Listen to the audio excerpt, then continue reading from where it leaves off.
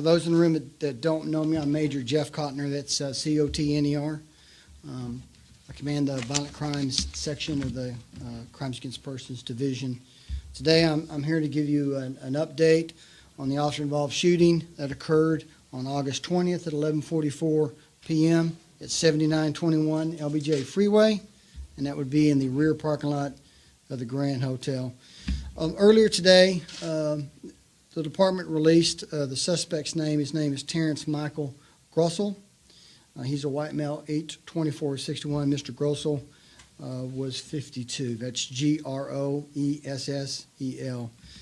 Mr. Grossel, he had been in TDC for an offense in 1995 in which he was convicted of ag sex assault with a minor. Because of that, Mr. Grossel had a responsibility to register as a sex offender annually. He currently had a warrant, a probation violation for failing to comply with that statute to register as a sex offender. Earlier we also released the names of the officers. I'm going to go back over them again. It's Police Officer J. Jankowski, Jankowski. Officer Jankowski's been in the department 4 years and 11 months. His partner is Police Officer Michelle Herzeg. I won't spell that for you. Herczeg. And Officer Herzeg has been in the department 5 years and 11 months. Both officers are assigned to the North Central Patrol Division, and specifically they are on the crime response team.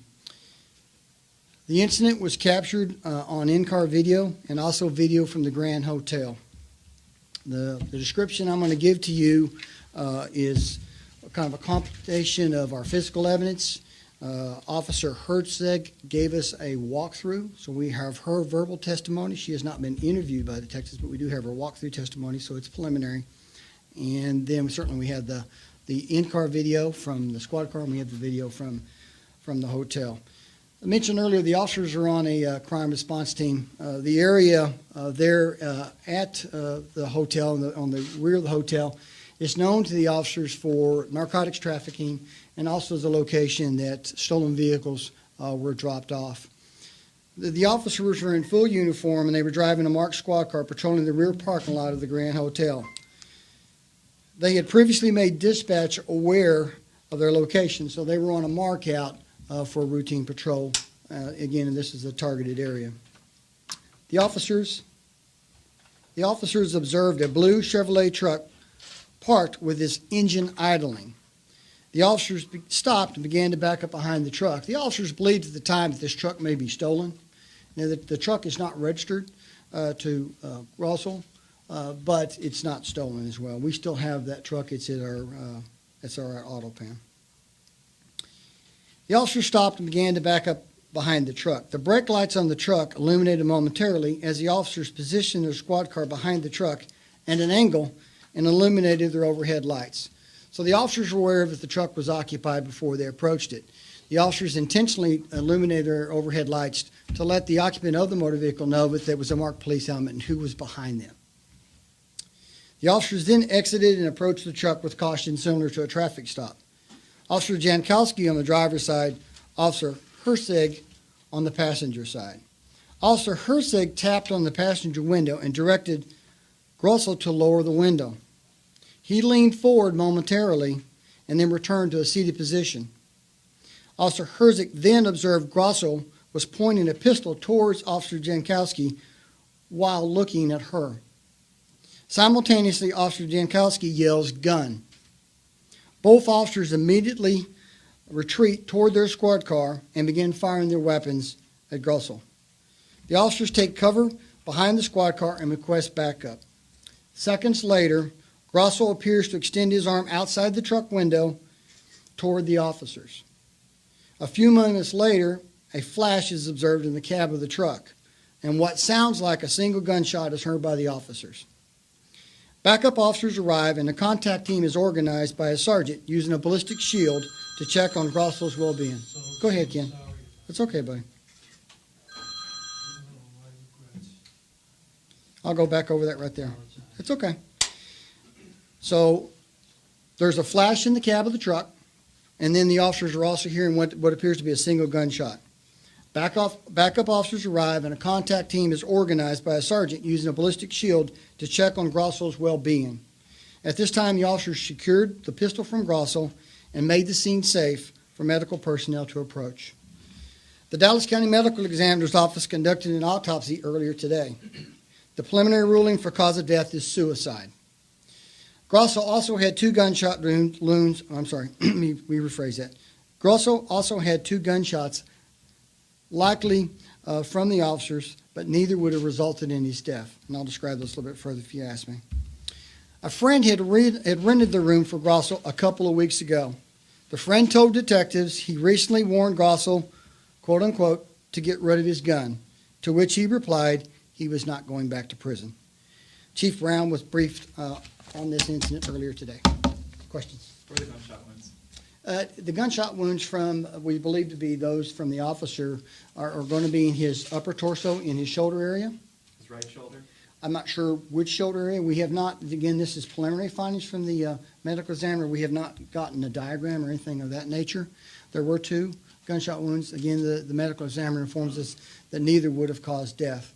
The suicide injury is a contact injury to the head. Just to clarify, because I know you had to stop at one point, but they walk up, he leans forward, he has the gun, they step back, and then they exchange gunfire, and moments later they see the single shot? Explain that. Yeah, I'll go through that for you. He's seated in the driver's area. Both officers, again, Officer Jankowski is on the driver's side, which would have been Grosso's left, and Officer Herzeg is on his right, the passengers.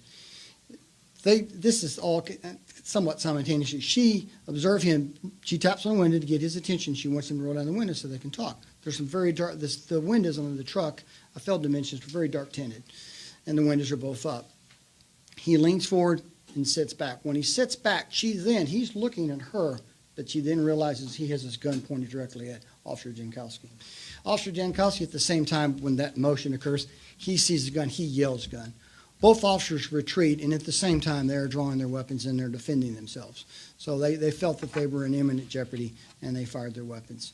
They immediately went back to the back of their squad car and then took a cover position out of the line of fire. Major, Yeah, Eric.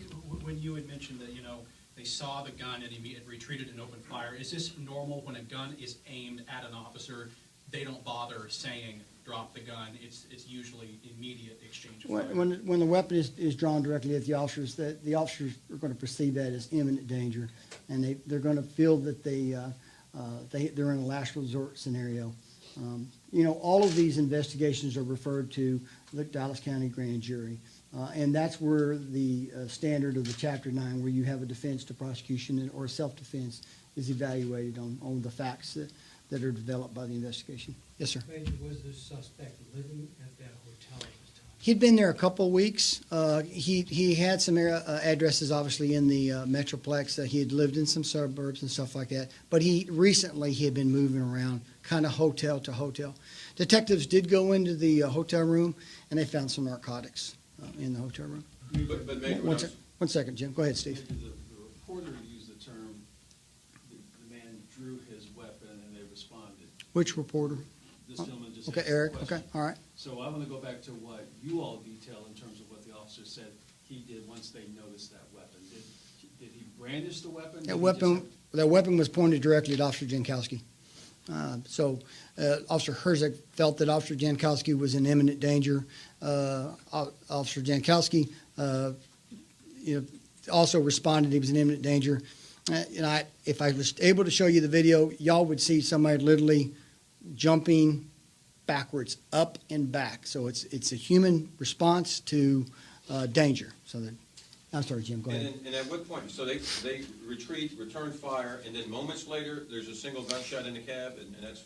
I didn't break it down in the actual seconds. In the video, you can count the seconds. So there is once the officers return to the rear of the vehicle, there's a point where Jankowski reaches back through the driver's window. You can see his hand come out momentarily. Because of with the video, you really can't tell whether or not the pistol's in it or not, but he does reach back and point in the direction of the officers. And a few seconds later, and it could be as much as a half minute, 30 seconds later, there is, you see a flash in the cab of the truck. You see the brake lights illuminate on the truck, so, in theory, then his foot is on the brake pedal. And then, of course, the officers heard a simultaneous gunshot, so all that collectively at the same time. So as soon as there was no more activity, as the backup officers arrived, then they created that team, that contact team, and they went up there as quickly as they could to assess the situation and certainly get medical assistance. Couple of more questions, guys, and that's it. Major, I just wanted. Yeah, Steve. You've been in this profession for quite some time, and I know we're counting numbers here. I just want to get a sense if you've been able to gauge from people you work with in this department about the volume of police-involved shootings that you've had and what is defined as sort of a short amount of time, and the impact it's had on the people who do this job every day. Police officers come to work every day. When you come to this profession, you come to help individuals. You know that there's a risk associated with this job, and that's what you sign on for. So we're still coming to work. There's risk associated with that. We train to have the most possible or best possible outcomes on these things. Every police officer in the Dallas Police Department values human life. That's what we do, and so you blend all in and we do our job. So bottom line, this was suicide by cop. I don't know, Jim. I don't know. Okay. I think that we'll let the investigation continue, and we haven't drawn that conclusion. You guys were asking earlier about numbers.